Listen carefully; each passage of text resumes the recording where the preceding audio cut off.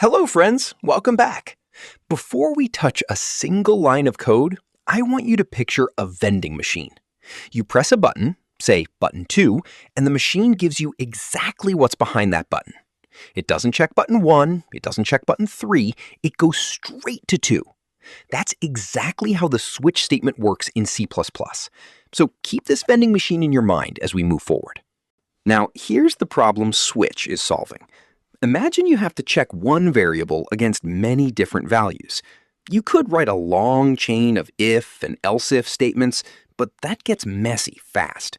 Switch gives you a cleaner, more organized way to do the same thing. One variable, many possible values, neatly lined up. That's the whole point of using switch. Let's break down the parts. At the top, you have the word switch, followed by a variable in parentheses. This is the value the program is going to check.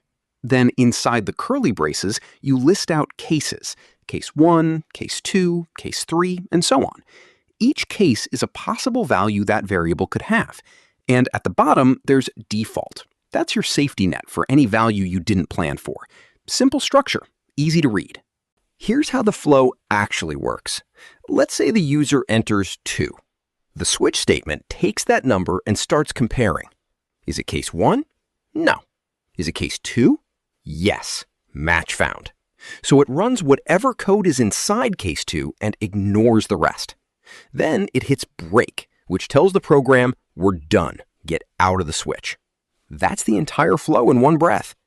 Now, this part is super important. If you forget to write break at the end of a case, something weird happens. The program doesn't stop. It keeps running into the next case and the next one, like falling dominoes. This is called fall through. So break is like a small wall that stops the dominoes from falling.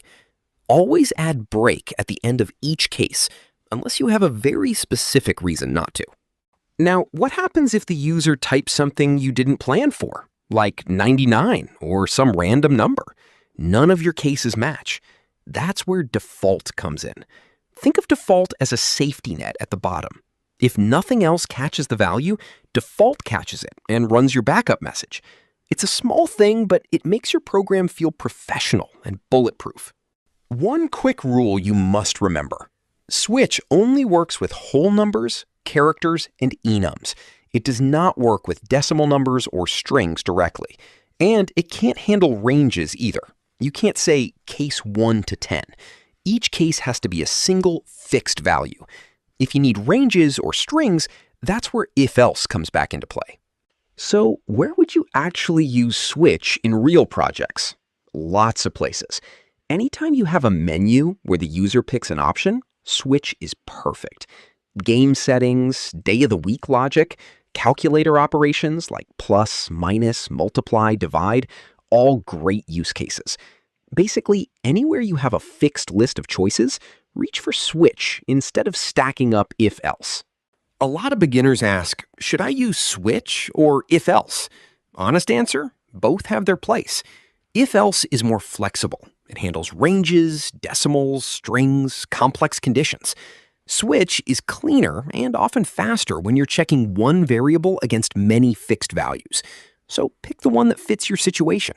There's no wrong choice, just the right tool for the right job. All right, let's lock it in.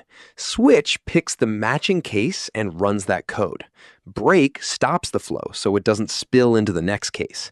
Default catches anything you didn't plan for, and it only works with whole numbers, characters, and enums. That's the entire switch statement in one glance. If this finally clicked for you, hit like, subscribe to Webronaq, and I'll see you in the next one. Take care.